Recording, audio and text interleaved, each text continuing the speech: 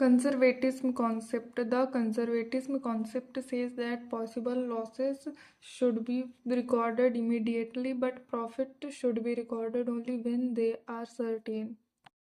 Conservatism concept कहता है कि जब लॉसेस की पॉसिबिलिटी हो तभी आप उसको रिकॉर्ड कर लो, पर जब प्रॉफिट हो तो जब ये कंफर्म हो कि हाँ प्रॉफिट हुआ है तभी आप उसको रिकॉर्ड करोगे। मान लो किसी कस्टमर ने बिजनेस से लोन लिया पर पैसे मिलने की पॉसिबिलिटी 50% है, तो जब 50% पॉसिबिलिटी है तभी आप उसको रिकॉर्ड कर दोगे, क्योंकि अगर आपने उस चीज़ को रिकॉर्ड नहीं किया और बाद में फिर वो लॉस हो गया तो उससे फ्यूचर में प्रॉफिट ज़्यादा दिखेगा जबकि प्रॉफिट कम है। Dual aspect. The dual aspect concept says that every transaction has two effects, one debit and one credit. So dual aspect concept का मतलब है कि सारे transactions के दो effect होते हैं, एक डेबिट और एक क्रेडिट। मान लो बिजनेस ने मशीन खरीदी तो मशीन आई तो डेबिट और पैसे गए वो credit. Revenue recognition. The revenue recognition concept states that revenue should be recorded when it is earned, not when the cash is received. Revenue recognition concept का मतलब है कि हम रेवेन्यू को तब रिकॉर्ड करते हैं जब वो अर्न होती है, ना कि तब जब कैश रिसीव्ड होता है।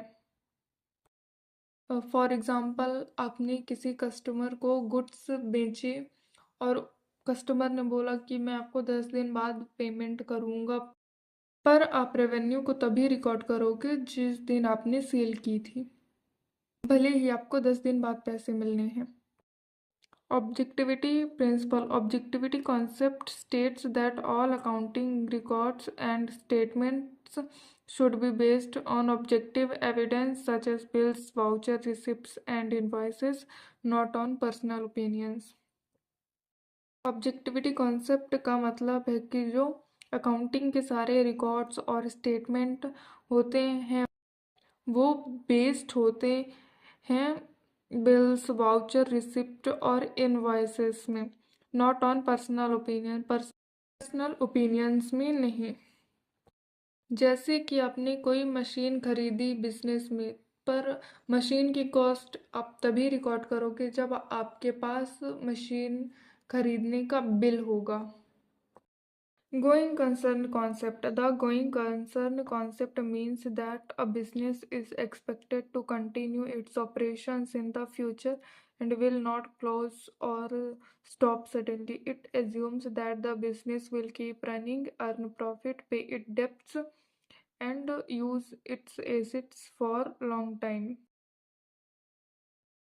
गोइंग कंसर्न कॉन्सेप्ट का मीन्स है कि बिजनेस अपनी एक्टिविटीज़ को फ्यूचर में भी रन करेगा और बंद नहीं करेगा।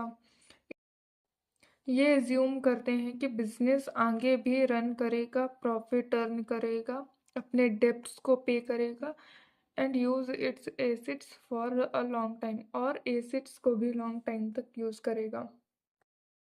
Consistency concept. The consistency concept states that a business should follow the same accounting method and policies from one accounting period to another. Consistency concept का मतलब है कि आप सेम अकाउंटिंग मेथड और पॉलिसीज फॉलो करो बिजनेस में। एक accounting period में जो आपने मेथड और पॉलिसीज फॉलो की थी वो आप दूसरे अकाउंटिंग पीरियड में भी फॉलो करो।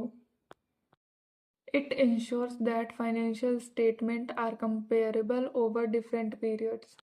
ये इंश्योर करता है कि फाइनेंशियल स्टेटमेंट कंपेरेबल हों दूसरे अकाउंटिंग पीरियड में भी।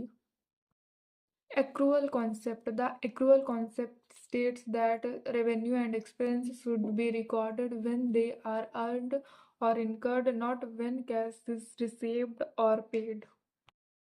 एक्रूअल कॉन्सेप्ट का मतलब है कि रेवेन्यू और एक्सपेंसेस को हम तब रिकॉर्ड करते हैं जब अर्न या फिर इनकर होती है, ना कि जब कैश रिसीव या फिर पेड होता है। जैसे आपने पूरे महीने इलेक्ट्रिसिटी यूज़ की और इलेक्ट्रिसिटी का बिल आया 1500 रुपये, पर आप बोल रहे हो कि मैं 10 दिन बाद पे करूँगा।